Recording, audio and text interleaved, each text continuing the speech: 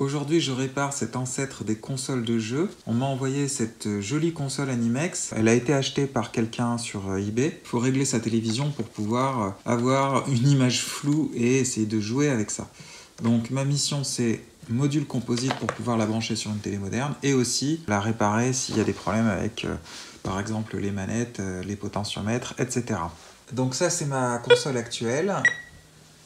Elle a une image propre. Et elle est branchée sur la prise composite que voilà en jaune. Je vais tester un premier branchement avec la lime qui a été fournie, c'est une lime 9 volts.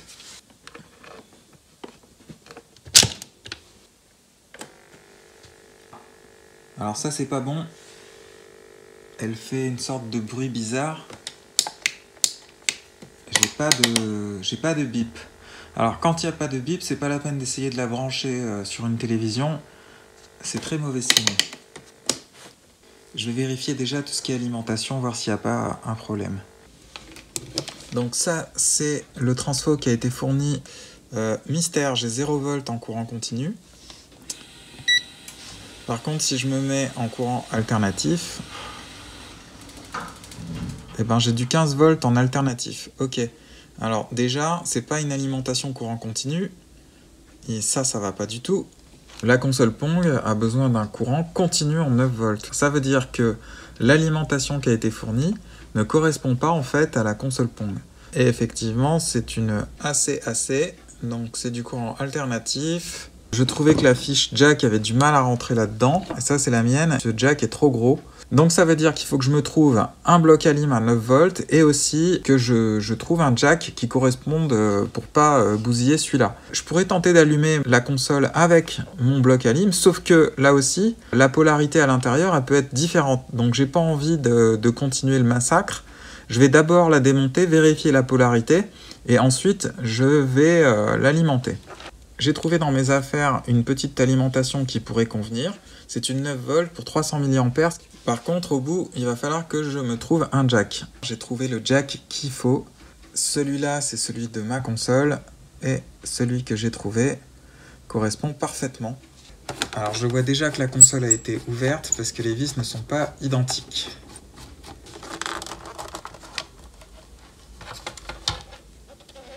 Et voici l'intérieur de la console. Le truc sur lequel je porte maintenant mon attention, c'est l'alimentation. Donc ici, on a le jack qui alimente la petite carte mère et on a aussi la possibilité de l'alimenter avec des piles. Et ici, on peut déterminer qui est le plus et le moins. Le moins des piles, ça va sur le fil rouge et le plus des piles, ça va sur le fil noir. Je vais dévisser la carte mère pour pouvoir accéder à l'autre côté parce que sur la carte mère, théoriquement, il y a marqué le plus et le moins et on va voir si ça confirme ce que je suis en train de raconter.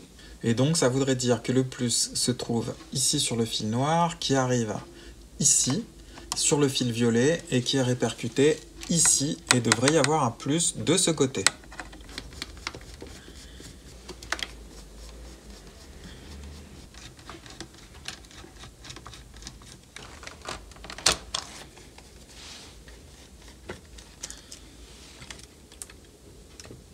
Donc quand je retourne le circuit, on peut voir ici un plus et un moins.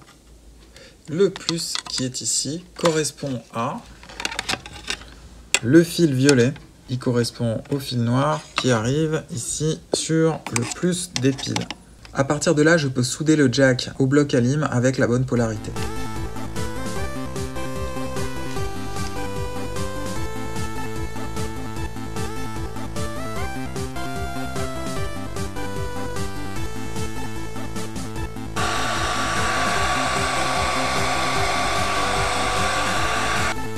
J'ai raccordé le bloc alim 9 volts en courant continu cette fois avec le bon jack, avec la bonne polarité et je vais tenter de brancher ça sur la console en espérant qu'elle fasse des bips.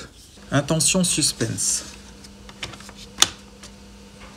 Bon, pour le moment j'entends rien. J'ai bien le courant qui arrive ici, qui correspond à la bonne polarité, mais je n'ai pas de bip. Ça veut dire que l'alimentation qui était fournie a endommagé la console. Pour commencer, je vais démonter intégralement ce module ici. Ça, c'est le module UHF qui permettait d'émettre l'image des raquettes sur l'antenne télé. Donc ça, j'en ai pas besoin. Le but du jeu, c'est que je fasse un module composite.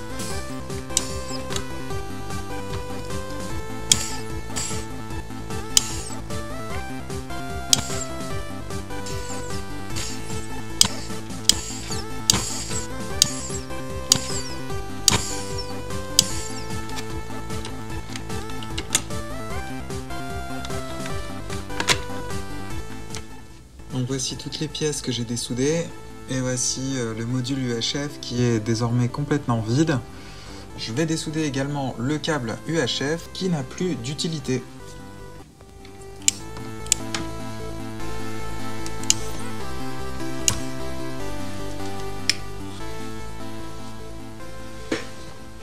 Alors on va faire un test.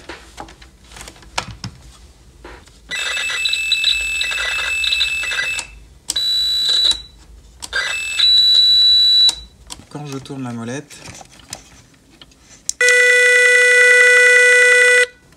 qui fait défiler les différentes parties, curieusement, il n'y a qu'une seule. En fait, quand je tourne cette molette, ça fait défiler les parties genre tennis, football, etc.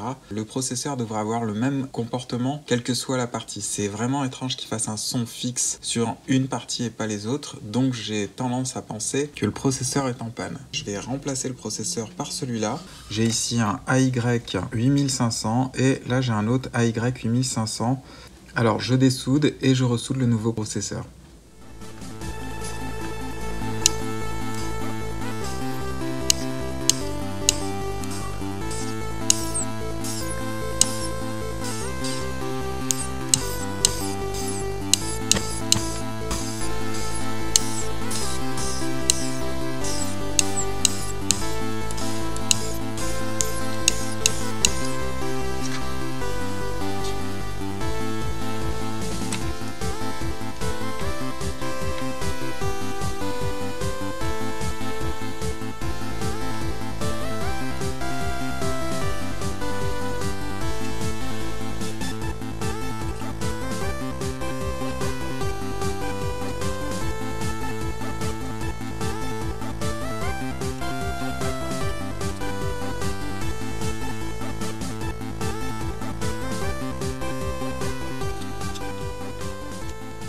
Le processeur est soudé, j'ai plus qu'à faire le test pour voir si le bip est réparé.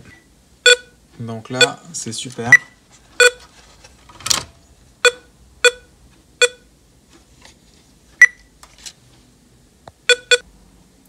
Et donc maintenant que le processeur fonctionne, j'ai plus qu'à fabriquer le module composite. Avant de fabriquer le module composite, je vais expliquer comment il fonctionne.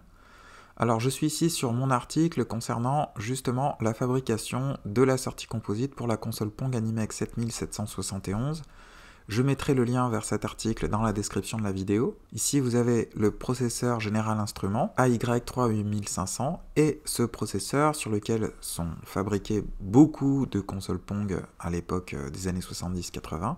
Il n'a pas de sortie composite. Des versions plus récentes ont eu une sortie composite et là c'est beaucoup plus simple, il suffit de brancher le brin central du connecteur RCA sur une des pattes du processeur et tu as déjà un signal composite propre. Mais c'est pas le cas de cette version du processeur, donc la AY38500, et donc il faut fabriquer soi-même le module composite. Alors voilà le schéma sur lequel je vais m'appuyer pour le fabriquer. Alors je vais lister déjà les composants nécessaires. Il vous faut un condensateur 100 microfarad qui peut supporter une tension jusqu'à 16 volts, un régulateur de tension 7805, un transistor 2N3904, deux résistances 75 ohms, une résistance 750 ohms et une diode 1N914. Donc sur ce schéma, on a la fameuse sortie composite, c'est-à-dire ici ça correspond au câble RCA, le cinch. Donc ça veut dire le brin central, c'est composite out, et ici vous avez la masse. Et pour arriver à ça, on va prendre 4 points, c'est des fils que je vais souder quelque part sur la carte mère. Donc le 9 volts, je vais le prendre sur le plus de la carte mère.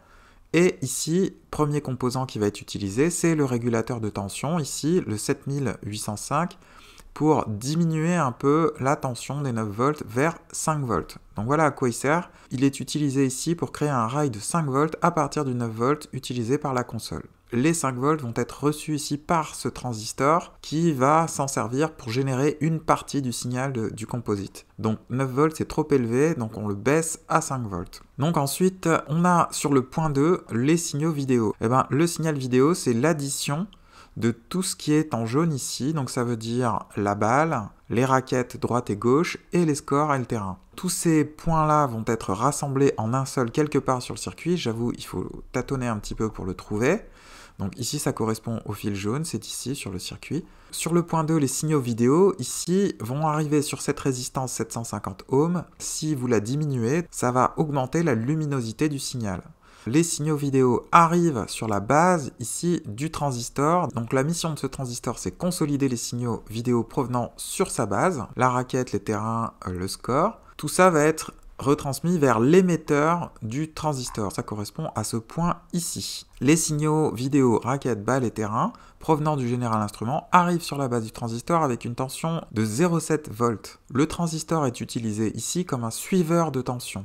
Parce qu'un transistor, il peut avoir plein de comportements différents. Il peut bloquer les signaux, il peut amplifier les signaux, et là, il va consolider les signaux. En collectant les 5 volts provenant du régulateur, ici, sur sa patte collecteur, il va récolter les 5 volts qui viennent du régulateur de tension.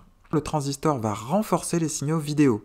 Côté émetteur, la tension sera quasiment identique, ça veut dire on aura une tension autour de 0,7 volts, mais par contre, l'intensité, les ampères, vont augmenter. Ça veut dire on diminue l'impédance côté émetteur, donc l'intensité du signal va augmenter. Ce transistor va quelque part améliorer la qualité de l'image en consolidant les signaux émis par le processeur. Ensuite, on a la synchronisation. Et oui, le signal composite, c'est un mélange de synchronisation du signal. Alors si t'as pas la synchro, tu as une image qui sautille dans tous les sens. Et puis effectivement les couleurs de l'image. Donc si vous êtes autour des 1 volt, vous avez un blanc éclatant. Et si vous êtes autour de 0,3 volts, on se rapproche de la couleur noire. Donc en faisant varier la tension, on fait varier les niveaux de gris entre les noirs et les blancs. Donc sur le point 3, arrivent les signaux de synchronisation, la patte 16 du processeur général instrument. Les signaux de synchronisation arrivent avec une tension de 0,3 volts. Ils passent par la diode 1N914. Elles permettent de laisser passer le courant que dans un sens. Et donc, le courant arrive dans ce sens-là, mais il ne repart pas dans l'autre sens. Et pourquoi ? Parce qu'il est hors de question que les signaux composites, et donc les signaux vidéo, repartent vers la patte de synchronisation du processeur. Et sur le point 4, nous avons la masse sur laquelle sont raccordés évidemment la plupart des composants. Alors, le condensateur 100 microfarad, il permet de stabiliser l'image et d'améliorer sa netteté. Si l'image est floue ou parasitée, on peut utiliser un condensateur de plus grande capacité. Donc je rappelle qu'un condensateur sert à lisser le courant. Ici, il se situe entre la masse et la sortie plus 5 volts du régulateur de tension. Maintenant, j'ai plus qu'à réaliser le circuit.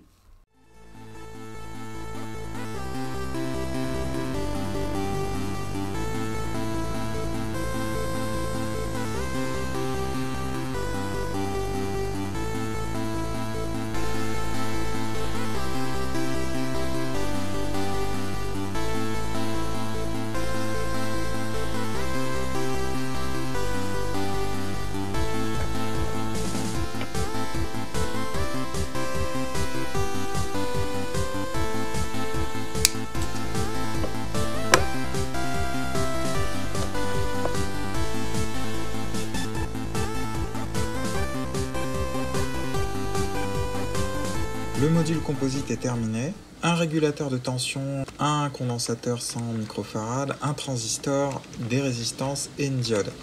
Alors de l'autre côté, on retrouve tous ces câbles qui sont connectés pour la plupart sur la carte mère. On a un câble sur lequel arrive la synchronisation vidéo. On a ici le câble noir pour la masse. On a le câble bleu qui amène le 9 volts qui est directement relié à l'arrivée du 9 volts de l'alimentation. Et puis on a le câble vert qui fait arriver tous les signaux vidéo, c'est-à-dire la raquette, le terrain et les scores. Et au final, on a ce câble relié à la masse et le brin central qui correspond à ce qu'on branche sur la télé. Maintenant, je vous montre l'intérieur. Donc alors, le module composite passe par ce trou. On a ici le plus avec les 9 volts ici, qui sont répercutés ici. Si je suis ce câble blanc, j'arrive sur cette patte ici du processeur, et si je regarde le schéma indiqué sur mon site, on voit que ça correspond à un numéro de patte qui correspond à la synchro. Tous les signaux vidéo sont rassemblés ici, donc là j'ai dû tâtonner un petit peu, parce qu'en réalité les signaux vidéo ils sont séparés sur chacune des pattes du processeur, mais comme à un moment tout ça est envoyé sur le module UHF, je me suis dit les signaux doivent être rassemblés, et c'est le cas, ils sont rassemblés ici. Et puis on a la masse qui correspond au fil noir que j'ai branché tout simplement ici. Au final sur le circuit j'ai changé ce processeur et j'ai changé quelques condensateurs. Et maintenant j'ai plus qu'à remettre le circuit à l'intérieur, tester la console et puis refermer le tout. Et vous pouvez voir le module composite que j'ai mis à l'intérieur de l'ancien module UHF. Et il n'y a plus qu'à refermer le clapet comme ceci. Et on a juste le régulateur de tension qui émerge, c'est vraiment nickel. Et pour finir, il me reste un truc à faire, c'est démonter les manettes et mettre un petit peu de bombe contact à l'intérieur. Parce que pour le moment, les raquettes, elles vibrent beaucoup. On les voit pas très bien. À l'intérieur, on retrouve un potentiomètre 1 mégaohm. Là, je fais tourner dans un sens et dans l'autre. Alors dans une réparation précédente, les raquettes n'apparaissaient pas. En fait, c'était le potentiomètre qui déconnait. Et donc comme il ne faisait pas de résistance, la raquette n'apparaissait pas. Voilà le résultat quand on la branche sur une télé LCD. L'image est vraiment nickel.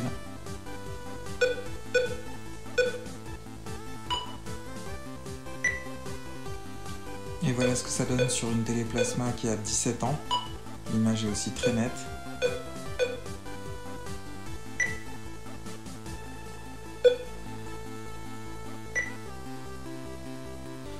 Et pour finir sur ce petit moniteur Apple où l'image aussi est très nette.